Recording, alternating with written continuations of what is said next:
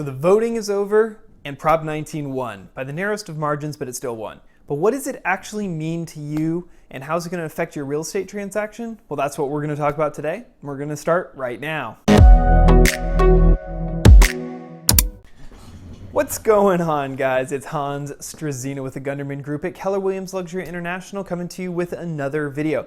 Today we're talking about Prop 19, and even if you're not one of the included people in that class who can take advantage of the new rules, it's definitely going to affect you, so you're going to spend a few minutes on this. Just a quick disclaimer.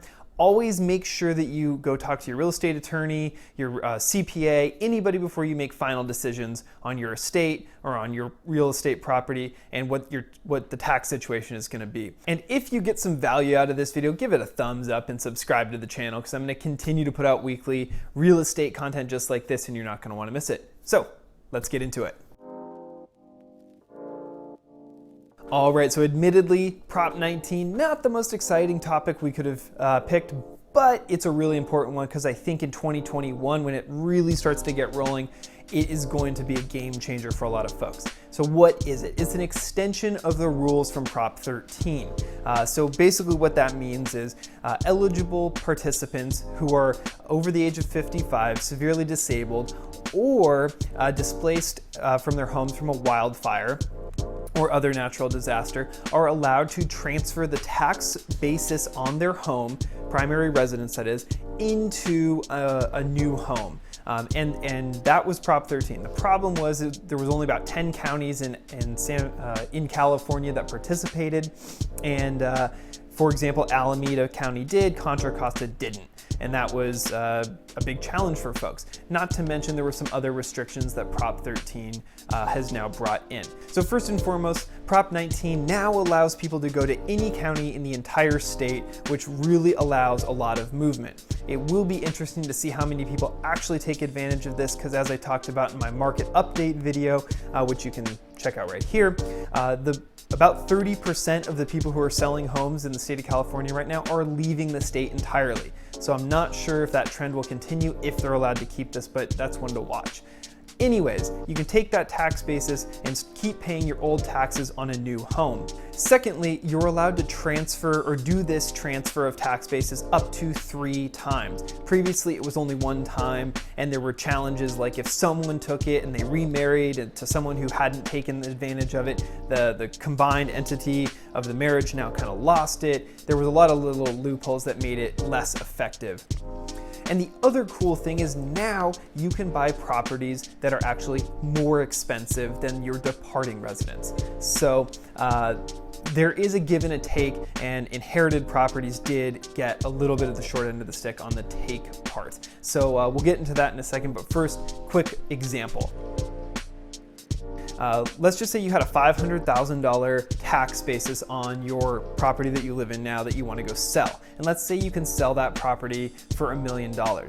If you then go take a new property, you go buy a new property for $1 million or less, you then take that $500,000 tax basis and transfer it to the new property, and you're only paying taxes at that new city or county rate on the $500,000. So nothing changes there. However, if in that same example, you then buy something, let's say that's 1.1 million. So you buy a more expensive property. You sold your current residence for $1 million, you bought for 1.1, you've got that difference of 100. They're gonna take that difference of the 100 and add it to the original 500, so you're now paying taxes on $600,000 of property value as opposed to the full 1.1 million that you would have in the old scenario. So sounds pretty good, and like any law or proposition that comes into play, there are winners and losers to some degree. So I said the give and the take. One good thing here is that you are going to hopefully see a lot of movement of people who have sort of outgrown their current space and really are prohibited from moving because of the tax basis and the increased taxes and what that would mean to their fixed income finances. So I think a lot of the larger homes that people would prefer to downsize out of but can't for whatever reason will probably start to unlock, and you'll start to see some of those homes continue to transfer here in 2021. So on the flip side of the coin, this is what you find where the give and the take part comes in. So it's through inheritance and through how properties are transferred via generation and how that tax basis is treated. So let's just say with our original example, you have a property that's worth $1 million, but has a basis on it of $500,000. So in the past, if someone passed that to their kids or grandkids or whatever, the kids would inherit $1 million property, but pay the taxes on $500,000. Now, in that scenario, unless the kid or the grandkid intends to move into it for the purposes of primary residence, it's going to be reassessed. So rental properties, that sort of thing will get pulled into this. So, and even in the event that somebody moves into the property, there is a new carve out for the property being worth over $1 million more than the original basis. So going back to $500,000, let's just say there's a property that's actually worth $1.2 million. That is not $1 million over, so it does not apply. But let's say there's something that's worth $1.6 million, but has a $500,000 basis. Now you've got that basis of 500 plus your $1 million buffer there to get you to 1.5, and now you're at 1.6 on value, so you've got that $100,000 chunk. So they're going to take your original basis of 500 and add the 100,000 to get you to 600,000. So that's now your new taxable basis, even if you're an heir moving into the property. All right, so a couple more quick notes on this, and then we'll finish this one up. So number one is that starting in February 2023, that $1 million buffer will increase based on the house price index for that year or for that 2 years, every couple of years, so it'll start to increase as prices go up. Secondly, you do have to, if you're going to inherit one of these properties, move into it within 1 year of the transfer, otherwise there's an automatic reassessment. Parents can sell their property to the child in this case to take advantage of this new tax law, but grandparents actually have to pass away and through the trust or what have you actually transfer it to the grandchild for this to apply.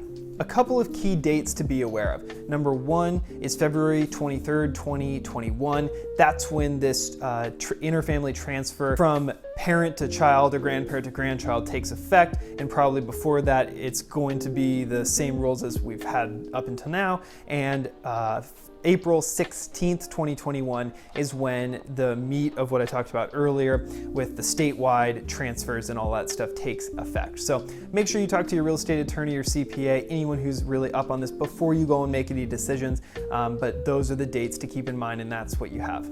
So overall, here are my takeaways. Number one, people who are included in Prop 19 and Prop 13 originally will be able to move to the entire state. That's a plus.